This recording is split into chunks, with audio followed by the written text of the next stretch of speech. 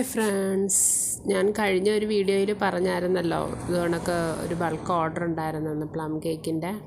അപ്പം ഒരു 2 kg measurement വെച്ചാൽ ഞാൻ ഓരോ സ്പഞ്ചും ഉണ്ടായിക്കൊണ്ടിരുന്നത്.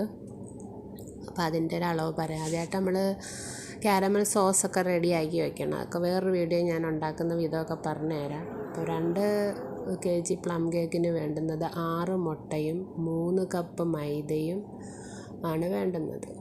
1.5 കപ്പ് ഷുഗർ.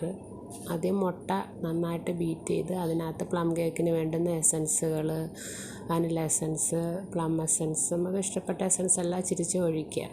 എന്നിട്ട് 3 കപ്പ് മൈദ സീവ് ചെയ്യണം. ബേക്കിംഗ് പൗഡറും ബേക്കിംഗ് സോഡയെല്ലാം ചേർത്തിട്ട് 1 കപ്പ് ഓയിലും കൂടെ ആഡ് ചെയ്യണം മുട്ട ബീറ്റിങ്ങിന്. പിന്നെ നമ്മൾ കട്ട് ചെയ്ത് പീസാക്കേണ്ടുന്നതായതുകൊണ്ട് ഒരുപാട് ഡ്രൈ ഫ്രൂട്ട്സ് ചേർക്കേണ്ടെന്നാൽ ഏകദേശം ഒരു 1.5 കപ്പ് ഡ്രൈ ഫ്രൂട്ട്സ് ചേർത്ത് മൈദയുടെ കുറച്ച് പൊടി കൂടി ഇട്ട് നമ്മളിളക്കണം. അപ്പം അല്ലെങ്കിൽ നമ്മൾ വെന്ത് വരുമ്പം ഈ ഡ്രൈ ഫ്രൂട്ട്സ് എല്ലാം അങ്ങ് അടിക്ക് പോകും. അതുകൊണ്ട് ഇങ്ങനെ ചെയ്ത് കഴിഞ്ഞാൽ നമുക്ക് നല്ല. അപ്പം ഈ ഒരു കൺസിസ്റ്റൻസി വേണം മാവിരിക്കേണ്ടുന്നത്.